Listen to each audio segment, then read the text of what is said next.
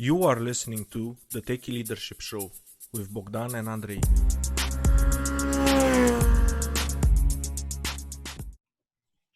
Hello and welcome to the Techie Leadership Show. Today with me I have Diana Montalion. She is a passionate, insatiably curious web technologist with a strong background in enterprise strategy, solution architecture, dynamic team leadership, software engineering, coding, and creating the ecosystems that grow innovation.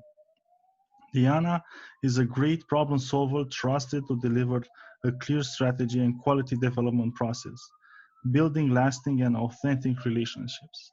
Hi, Diana. How are you? Very well, thank you. I'm glad you ended on the word relationships, because that's really the key, right? Whether we're talking about the code or the people, where that is the key. Yeah. It's so important. And Diana, do you want to add anything else about yourself? I think just because I find it interesting, my focus has predominantly been in content systems, in enterprise ways of sharing communication.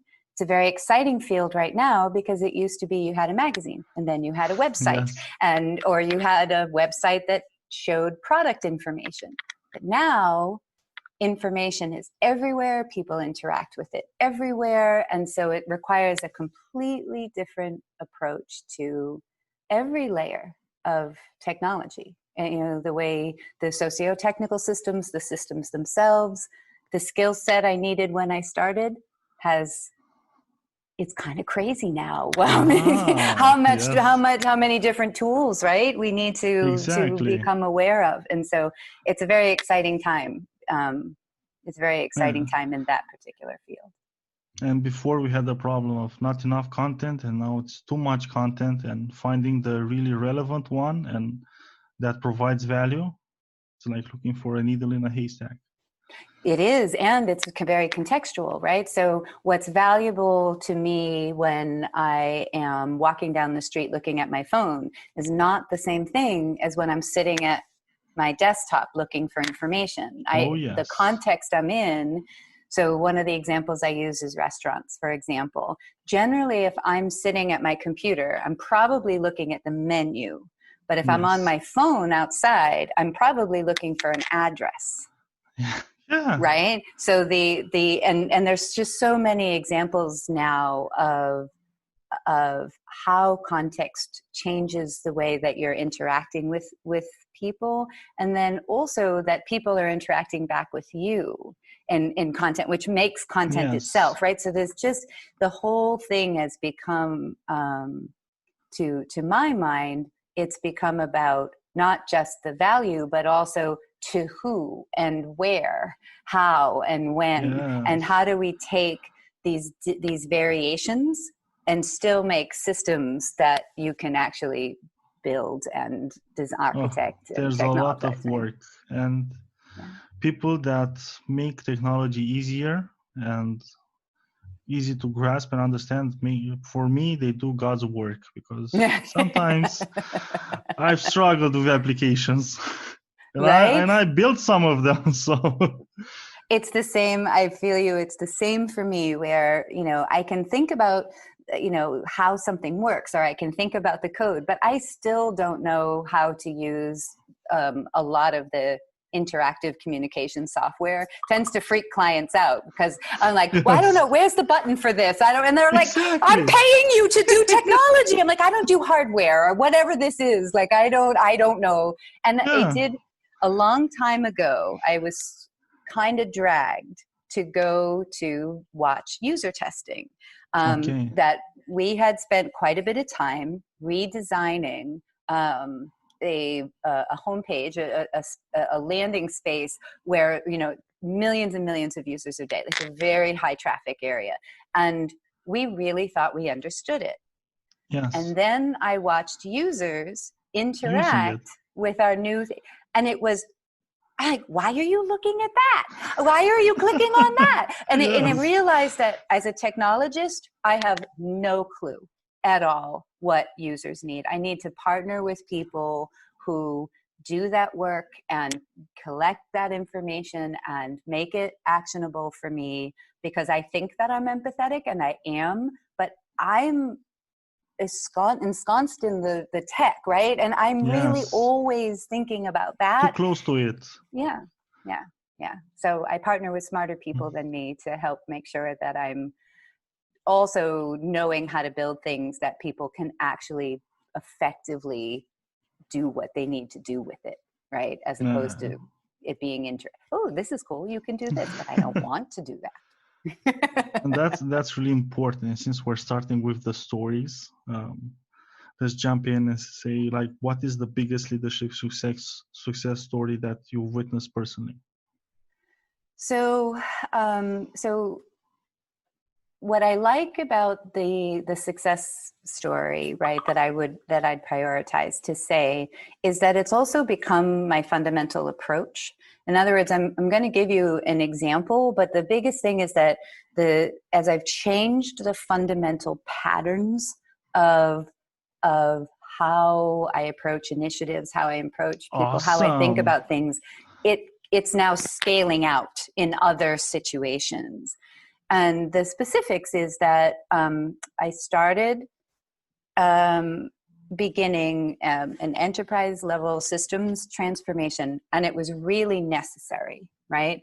Fundamentally, it was going to be relatively expensive and not particularly sexy, sort of like replacing the roof on your house, right? It's like it needs to be done. You have to do it. But also it was very critical. It was business critical.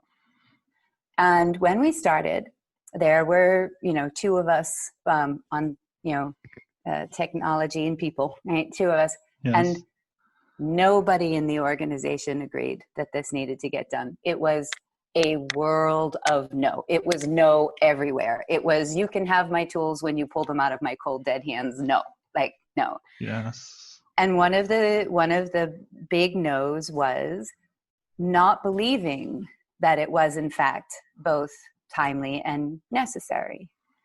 And that's in part because people didn't necessarily believe it, and it's part because they didn't want to, right? They had other priorities. No one was doing anything wrong. It just was not there. And so about a year later, when I sat down with the CEO and we had gone through a process of discovery and articulation and architecture, he says to me, I know this is the most important thing we need to do because I've heard it in every single meeting that I've been in. So, talk to me about how we do this. And the reason that happened wasn't because, politicking and influencing and those kinds of things, although those are helpful tools for sure. Yes. But it was because we built trust, and we worked together, and I was able to build a team that could bring expertise together. We did hands-on workshops with the users of the new system to have them be giving us feedback about, yes, I think this choice will work for us, or this is what we're going to need. We made it an engaging and iterative but structured strategic process, which is what I think architecture actually is. Right? Is that change, the process of structuring the change. And so people became convinced. And I personally too learned how to develop a lot of tools in my portfolio for helping people who have very different points of view of a system to come to similar understandings, but using either different language or ubiquitous language. Also, I learned to partner with people who, I think that I'm very good at speaking to non-technical people until I hear myself back or read back something I wrote. And then I'm like, nope, I'm still too much tech. So I learned to partner with people that help me and are good in the places that I'm not, help in the blind spots, and also to bring the solutioning and the engineering process in the form of people, right? To create space for them to be building the arguments for why this is how we'll do this. And so the team is, was a bit ago, and the team is no longer together, but we still keep in touch regularly, and it's been a very lasting type of trust building experience, and I feel like it was incredibly sound and trustworthy work, and that's really the most important. Yeah, and that's what tends to happen if you create lots of trust in a team and you work together really well. Then you keep in touch, even if people go to other projects or go to other companies. You create a bond of friendship. It's not just we were teammates. You become friends, and from my point of view, that's ideal to have in a team. Yeah, so when that's something, because I know you'll ask me, we'll come back to this later, because that is, to me, I would argue it's the only essential quality is trust. And if you want to have systems and technology that you can rely on to do what you need to do, then you need to build trust in the process of creating that technology. They go together. They're inextricably linked. And so I think that the building and cultivating of trust it's essential to having good outcome. I mean, that if you want to get a good return investment on your technology spend, that's for sure. Then you'll build trust. Sure. Yeah. And Diana, I love your definition of architecture. It's the first time I hear this definition, like the process of structuring change. It's like awesome. I like it. Thank you. I appreciate it, because of course I do get regular pushback that no, it's Kubernetes. It's like it's configuration of interactive tools and thinking, and it is that too. That's not. Yes. And I think we need different types of architects bringing different types of synergy. I also feel very strongly personally that architect is not in charge of engineers. I generally don't work with engineers who need me to tell them how to do their job. Also, if I've not coded in the last 15 minutes, I actually am no longer the expert on that particular technology, yes. Right? And so for me, it's a partnership. It's a partnership in, I focus on how things hang together. I creating conceptual integrity, how the structure is, how the parts go together. Are we maintaining good patterns when we're making these decisions? But also that's aligned with the people that have the up-to-the-minute technological understanding of the tools that we will use to accomplish our aims. And that for me, architecture, for me as an architect, I feel like I break trust when I then go in and presume that I then am going to somehow don't know how to do it. Yeah, manage or tell people. Yeah. Well, you sound like the dream architect to have on a project. I like it so much. I wish I had. I want a T-shirt that says that. I thank you. I will send you one. And I'm really curious, how do you make the different stakeholders and even like the end users, especially when you have the opportunity to work with them, to come to the same points of understanding? So unifying them. Yeah. So first is I don't always, because there's a lot of, sometimes you can't, right? That's that's part of it too, right? So some of it is having good people in my life that can support me when I'm sad and disappointed, because sad and disappointed is part of the process, right? Like you just and being aware that I don't actually know for sure. Like I think I'm sure, but that in fact I'm always learning too, helps me to take in what other people are saying a little bit easier. When earlier in my career I was a little more opinionated than I am now, and that's fine. That a little swagger is good. We all start opinionated. in our careers. And we love, I mean, part that I know. love about tech culture, like I love working in this industry because we love our opinions, and we'll go till 3 in the morning debating this tool versus that tool as if it really matters in the context of the universe. But, you know, but I love that part. It's not solutioning, like it's not actually solving a, but yes, it's not, but yeah. it's philosophizing. So I think, right, which is so close to my heart. But the fundamental answer to your question, and I've still actually doing a workshop on it pretty soon, and I'm still working out the language to make this more actionable, valuable for people to take on. Yes. But for me, so argumentation, which is a rhetoric or a part of rhetoric, right, yes. is very old, right? This is Greek education process, but it is the process of informal logic. So we use formal logic and math a lot in our work, and informal logic is based on inference, but we still have to be using, instead of using code, we're using words, but we're using words to build a logical structure that has cohesion, that is sound and is convincing. And so I've focused a lot on developing that skill as strongly as technical skills or people skills. And argumentation is basically the science of how to come to collective decisions when you don't know, when circumstances are uncertain. And you don't need an architect if you already know what to do, right? That every time we're making a recommendation, it's a guess. It's always a guess. You don't know. Also, circumstances can change. And it's technology in my world and in general, it's too complicated for me to be able to make sound recommendations based on my own expertise, right? I need other people's expertise to weave together to be able to come to some sort of something that's going to work, right?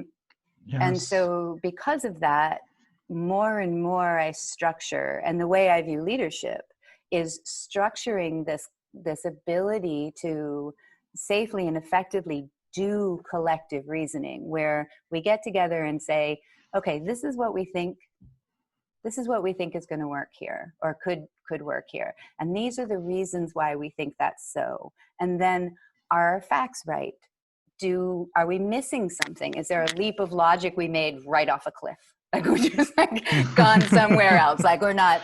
And then we also working with other people who, when they see it from a different point of view, or when they disagree, there's usually something valuable in that disagreement. That we might say, for example, we think that the optimal tool is A, and somebody else might say that we think the optimal tool is B, and we're solving the same problem. We just disagree about how to evaluate a particular tool.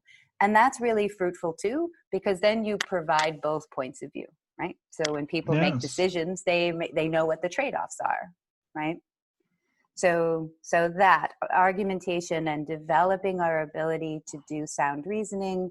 I also am a firm, live by Conway's law, that the socio-technical process will be the outcome. You look at the code and you know exactly how an organization has structured the communication about the code, right? Like you don't even need to know the organization.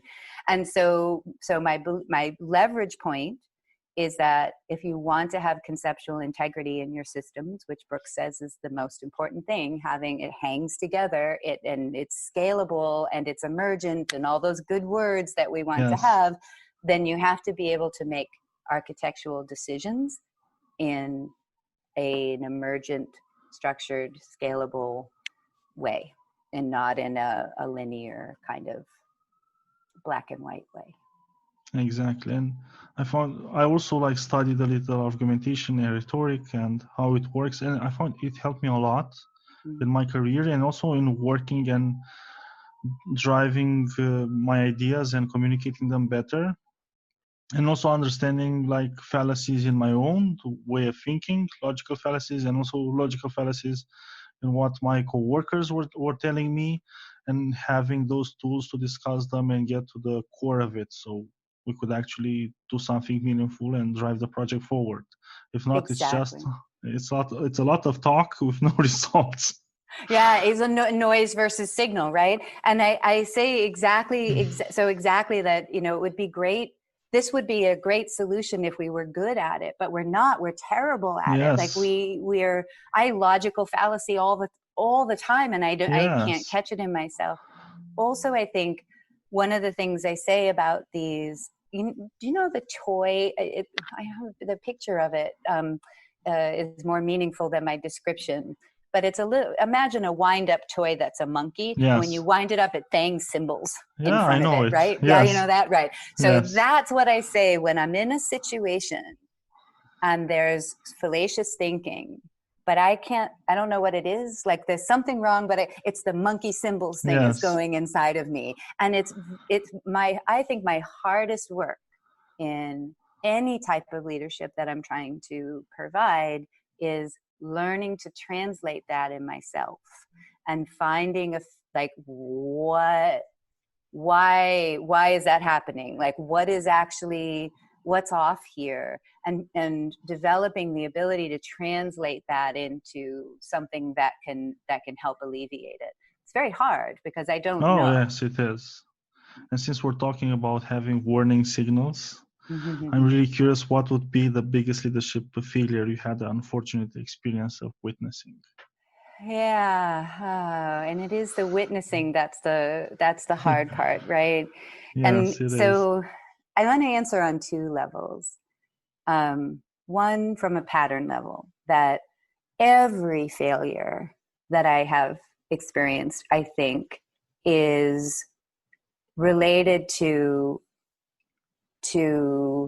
betrayal of some sort, like betrayal of trust, of the value of collaboration, the idea that many minds are suited to strengthen the reasoning, that argument, you can never do argumentation if someone's in the room saying, I don't care what you say. I don't care what you say. I'm just going to make a decision. Then you have to do a different type of engagement, but reasoning isn't it. But I also mean straight out lying and the rules of power tend to make duplicity and things like that just normal operating procedure. And I'm neither here nor there about that, right? We're not in a discussion about the rules of benefits of capitalism or enterprise. But what I would say from a technological point of view is that the lack of integrity in the people system will always lead to failure in the technology system. Absolute lack of integrity in the people system will always create lack of integrity. In the specific, though, it's interesting because the biggest fail followed the biggest success. They were the same. Oh, okay. So while we were moving from no to yes in the initiative, there was a simultaneous initiative that was there was a lot of noise, and it was really floundering, and it was way over budget. It was a very leaky boat. Okay. And we were sort of demonstrating a different way of rowing together, right? Yeah. And becoming the enemies that way. Yeah. And well, also the organization, and it came right down to it, is sort of the organization then sort of had to make a decision about how to react to this very expensive, very chaotic situation, versus the way that we were starting to emerge the approach.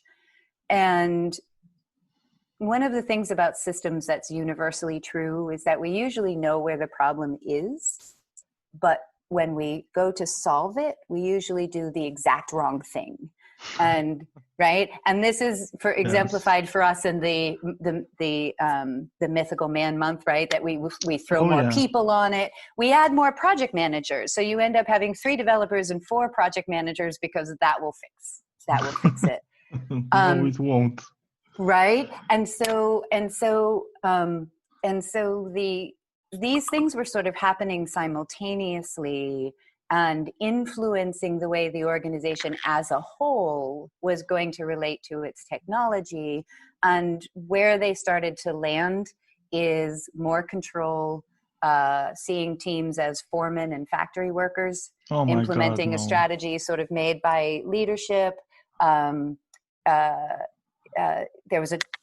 There was unfortunately too, in trying to save money, there was going to be some redundancies coming, but those redundancies were subject matter experts that were really essential, but there wasn't a valuation of expertise.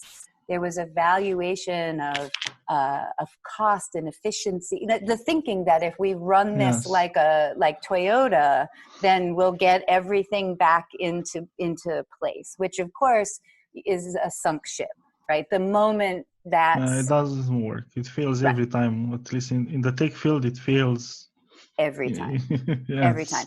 And in fairness, I do empathize with how that ends up happening, right? Like I think of it, it's the same thing we do in life, right? If you have a child that's being defined, or no, things are being defined, or things go, you tend to double down on your parentness, right?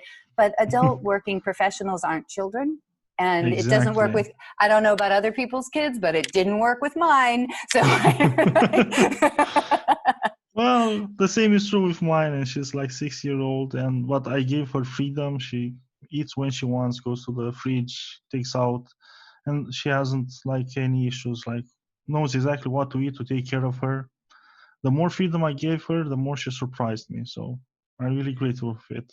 Yeah, and this is when I think about us as a collective of people developing our expertise, that we need to have structure, because the idea, you can't architect by democracy, like everybody gets a vote and we'll all make decisions together.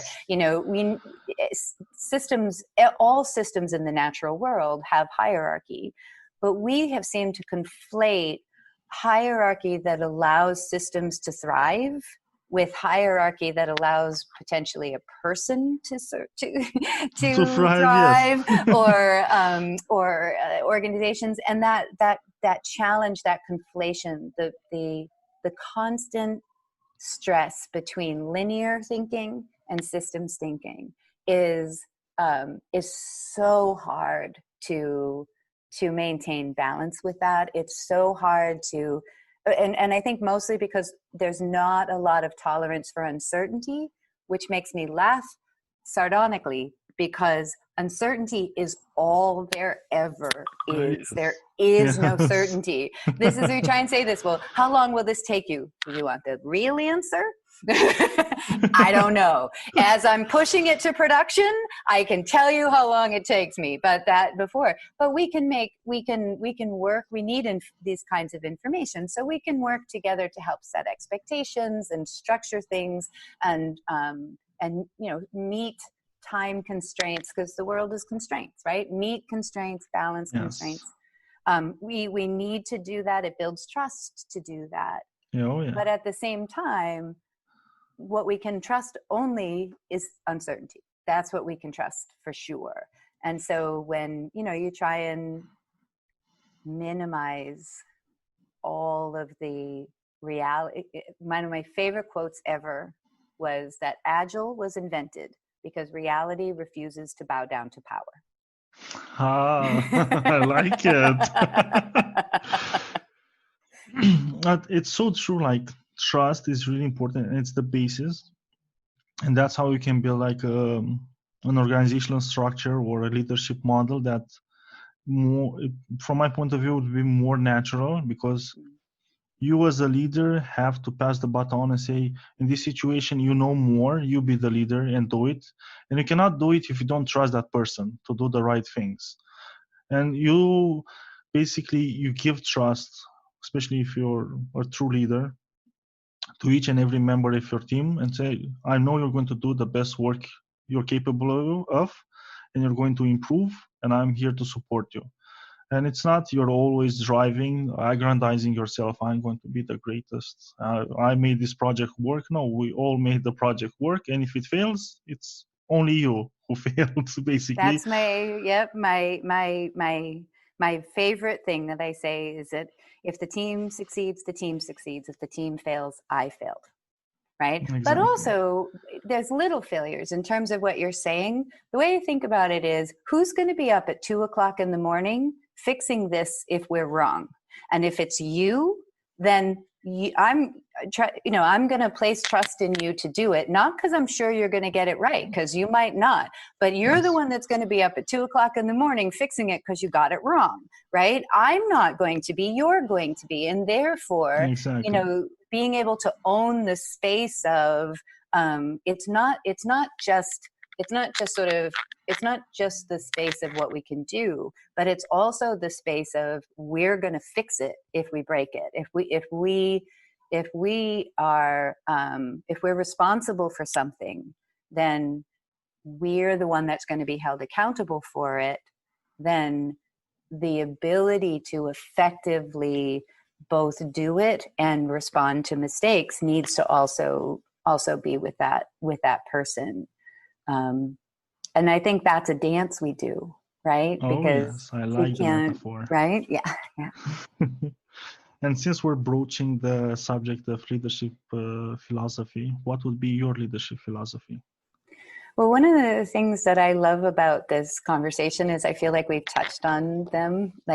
So this has been a very enjoyable, because just organically it's coming out that, my leadership philosophy is my human philosophy, right? Is that, generally speaking, what I've found, and maybe I've been incredibly lucky, but that most of the people that I work with and interact with are constantly growing their work. Like, they would dive into and learn, even when no one's paying us, we still go figure things out, right? We kind of can't help ourselves.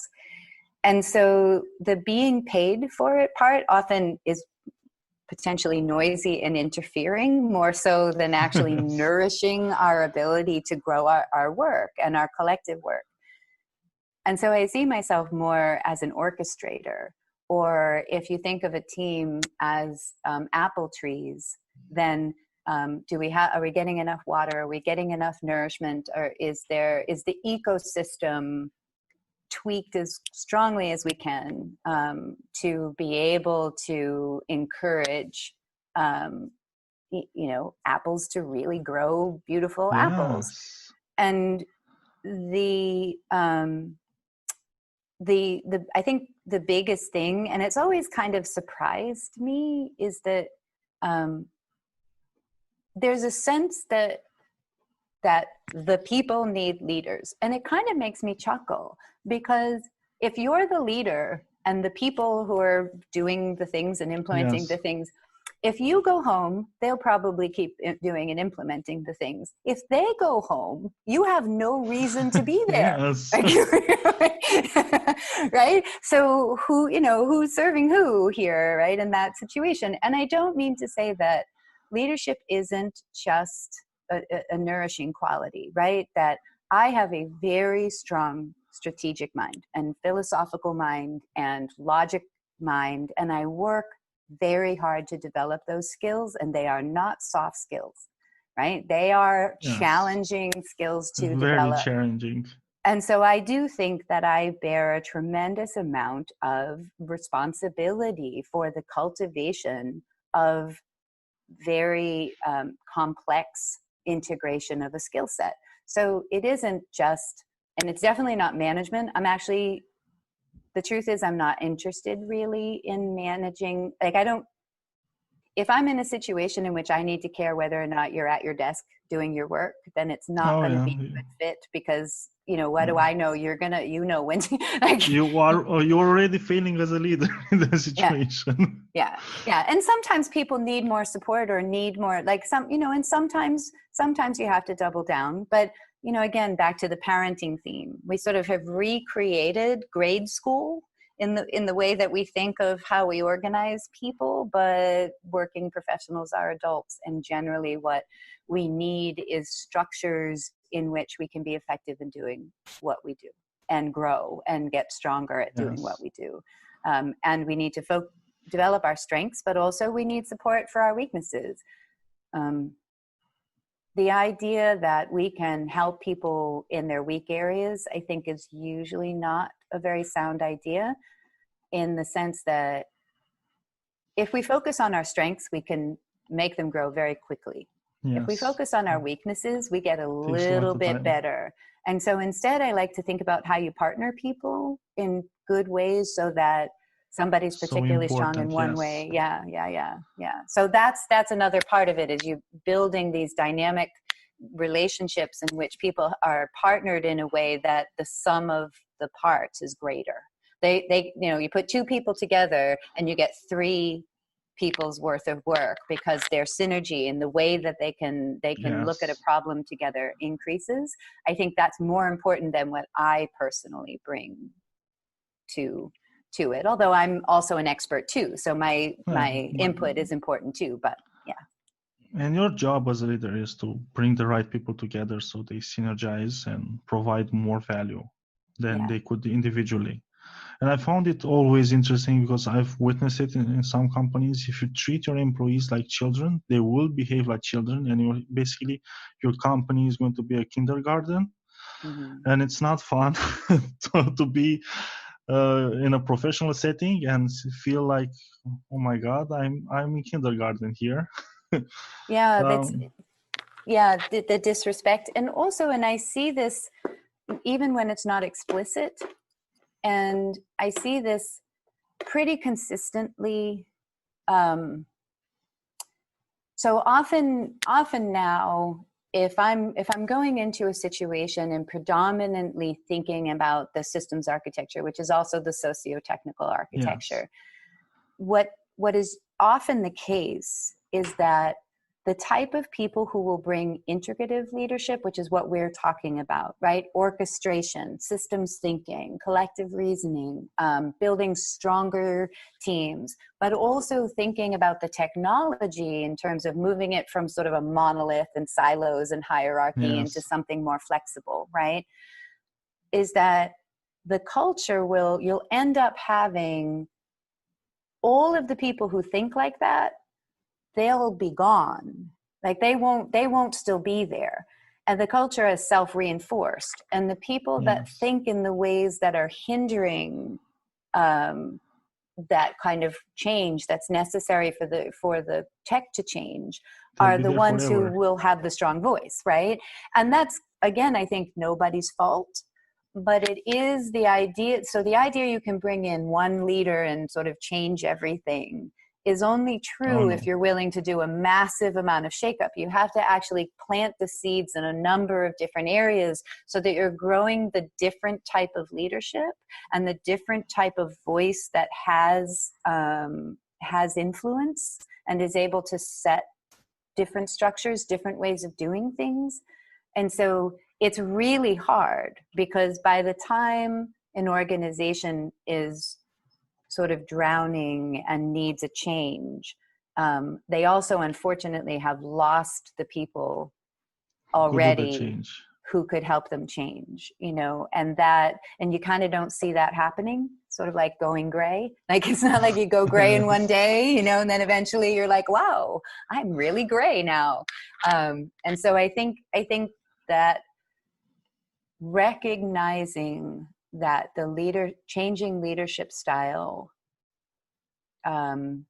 is always going to be a part of changing technology, and that it's going to make organizations really uncomfortable, because they're going to want more control. They're going to want to control that change. They're going to want to add more. I hear the word concrete a lot. They give us concrete answers, a lot. I'm surprised it's not trending on Twitter. And concrete has its place for sure, right? But it's what you need to be the most careful. When you think of a piece of property and you're deciding where to put the house, once you pour that concrete foundation, That's the house forever. So you want to be very careful, but you also are, of course, going to pour a concrete foundation. Same when you're building a fence. And so I think that allowing space to come to that realization, that insight about where the house can go, and making a decision and then building the house and iterating from there is essential. But for most people are looking for that up front. Show me all the answers so that as we go through the process, I don't have any questions. And that's never, architecture is only questions, right? It's because every answer, there are more questions, right? So, and I think that's leadership too. Like, leadership is the constant engagement with trying to come up with the best question to really illuminate the leverage point, like the question that will help unlock. Which is nice, because when I was a kid, it did not make me very popular that I said why to everything all the time. And now it's kind of but nice. It's important. Yes. And the thing that I love the most, like when talking about projects and estimates, and has to be concrete, is like, we have to get this done in a year. So like, maybe we can get it done in 3 months or 6 months. What should we do? Stretch it until the end of the year? So, and sometimes it's going to be a year and a half. We don't know. We're going to find out. We'll strive for the deadline, but it can be faster or slower. Right. It's never on point. I love that phrase too. I really pick up. It's like, that's kind of where I think of it, is that about trust, right? Like, I don't know, but you can trust me to figure it out. You can Exactly. trust us to figure it out. Like, that's what we do. We're going to figure it out. We don't actually need to be certain, because we can't be certain, but we can be sound and we can take responsibility for when we get it wrong, because we will, and adapt from there. That there's a tremendous amount of strength in trusting that process more than a concrete. Yes. And Diana, for aspiring leaders, what would be your top 3 tips? Well, I think I think again, it's delightful that we've touched on them, but that you depend on people more than they depend on you, and that your success comes directly and consistently from other people's abilities, other people's expertise. That every time we're successful at doing something, it comes because there are other technologists who have spent a tremendous amount of time, and often their personal time, understanding how to code and go, for example, right? Like, you move towards microservices, or to do code, no one knows how to code and go. Somebody has really invested in that to enable that transition. And I think it's a very joyful thing to be a curator of other people's expertise. And if we remember that, there's so much more we can do, right? Our own minds is a limiting factor. And I think we talked about this, the parenting thing. I hear it really often. It came up recently for another one of our team, where someone referring to the technologist as spoiled children, or as a children. And it's like, no. And I think it was a feeling. It was that's what they were feeling, and that's very. I mean, we don't always enjoy the process.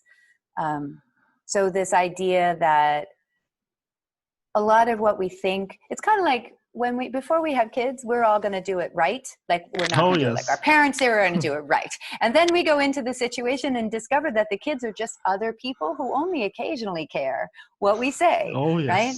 And this is true in technology leadership. There's so many overlaps with parenting, is that eventually building trust is the best part of the relationship. And there's never one tool that works all the time, but also that you're not forming other people are forming themselves. And you are providing strength and maturity and whatever you have. You're providing whatever tools you have. And then the last one is, and I'm totally serious about this, and I love that I don't have to describe it very much because we've already talked about it. Whereas usually this idea is the hard sell, but developing self-awareness, right? That you are constantly reacting. You're usually reacting because you had a bad boss or because you don't understand. Like, we're constantly reacting to situations in unhelpful kinds of ways, and developing the ability to cultivate a more proactive ability in circumstances is a lifelong process.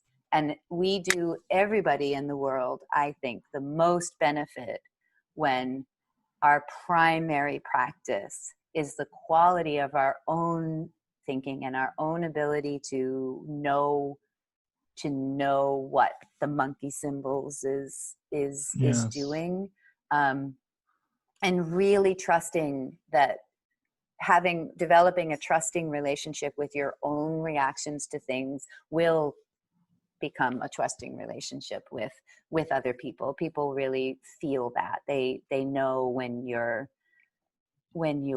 self-aware and when you're not. And there's no end to that practice. I mean, Yes, that's true. there's no end. Every time we think we know, we don't. And a realization that I just had due to what you said is, like, when you get a new person on a team or you assemble a team, they already come with a baggage from all the managers, all the people that they work with. So, and most of them have been bruised in some way, so they're not really that trusting and accepting. And you have to work to bridge that gap and make it realize this is a safe environment. You can express yourself, you can work together, all the good stuff to make it apparent to them, like, doesn't matter what happened to you in the past, here you can have like a clean slate and build something awesome. Yeah, and as you say that, I think, and most of that stuff comes in bias because I tend to think about systems, but most of us have been harmed by systemic issues, right? And just the way organizations can potentially make people feel small, or how they're treated, or maybe a company ran out of money and everybody got made redundant, and it's nothing personal, but it certainly feels personal. Like, it certainly feels personal. And so we are we're trying to do collective systems thinking work in a culture that is also simultaneously invested in developing power and in structure in a power way. And so often, and then, the obvious place this conversation goes is being female in tech, right? There's less than 3% of people who do what I do are female, right? And for a long time in my career, I was always the only woman in the room. Not anymore. Now I'm glad actually, to hear that. Yeah. It's very, and right now I'm working on a very dynamic architecture team that happens to be 3 women, which is never that's never happened before. And it's not that we're trying to do that. I don't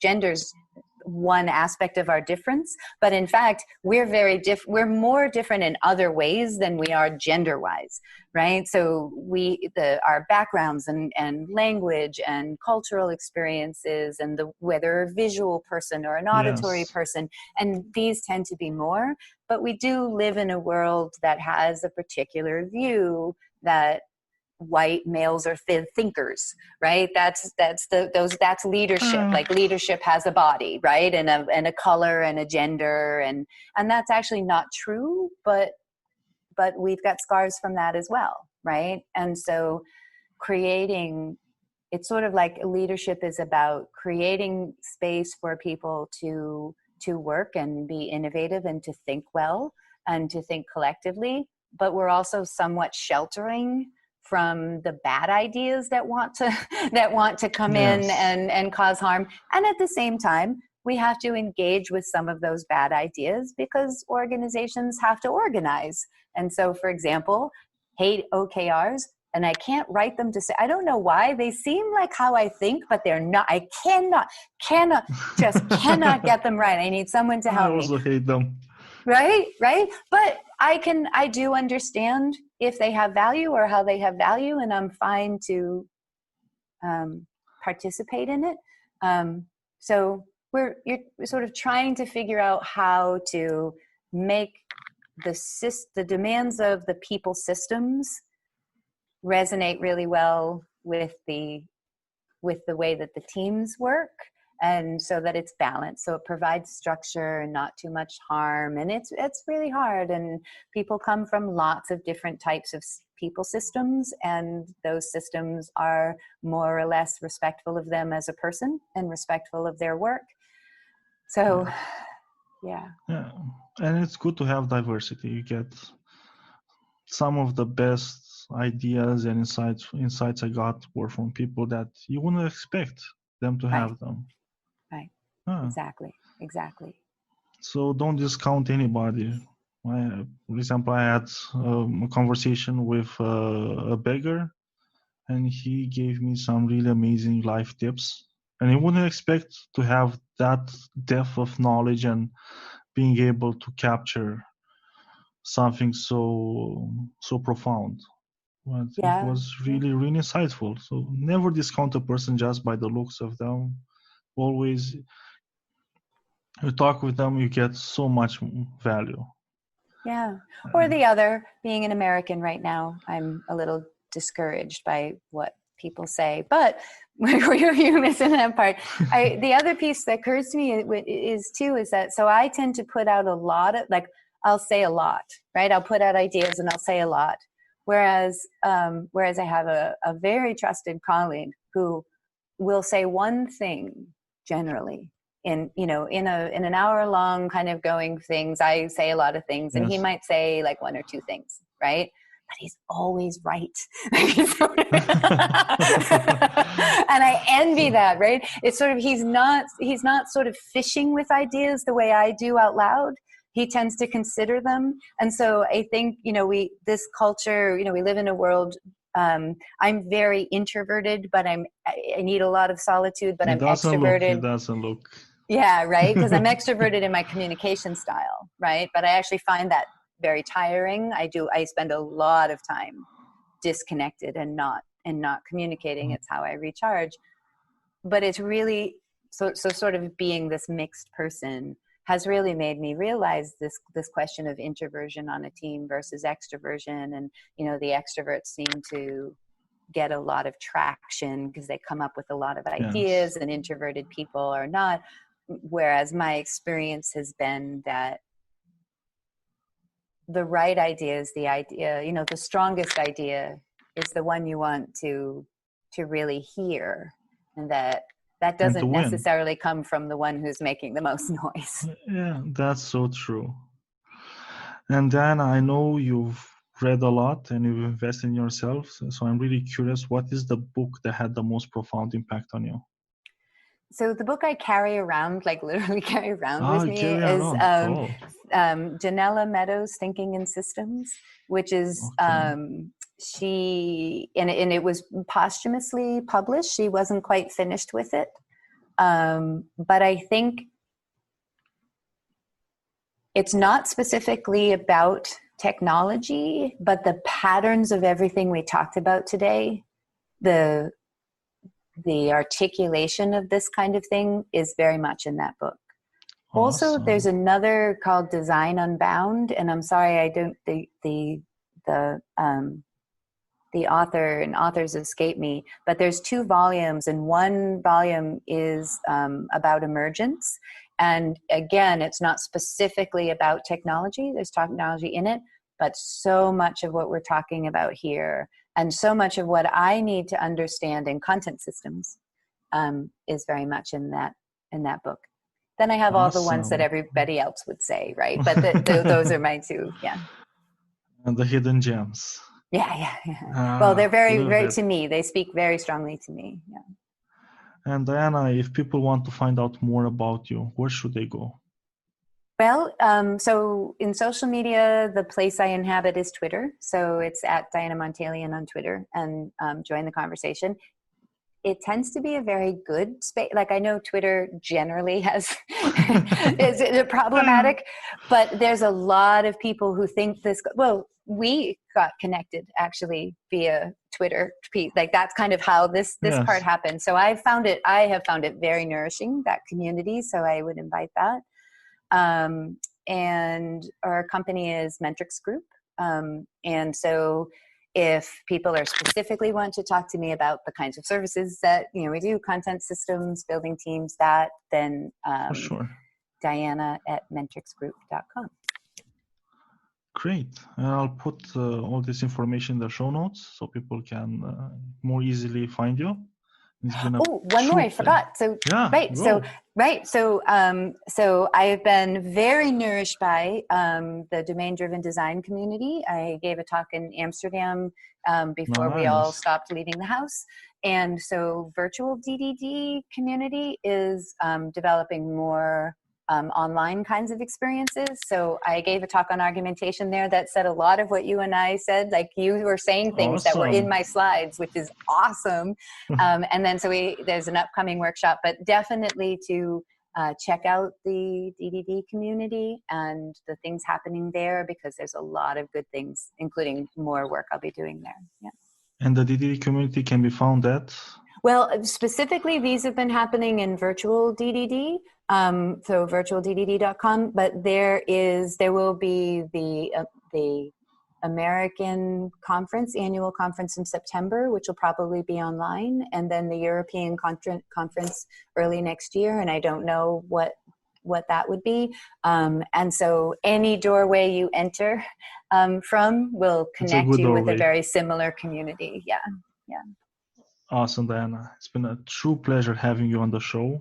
My mind is blown. I got so much insight from you. Thank you very much. Thank you. It was wonderful it was wonderful for me. Very wonderful to, it was a great hour. Thank you. Okay. Bye-bye. Bye. That was today's episode. Tune in daily. Rate, like, subscribe, and share, please. Oh, you can find further info and materials in the show notes on techyleadership.com, including links to the guest book recommendations.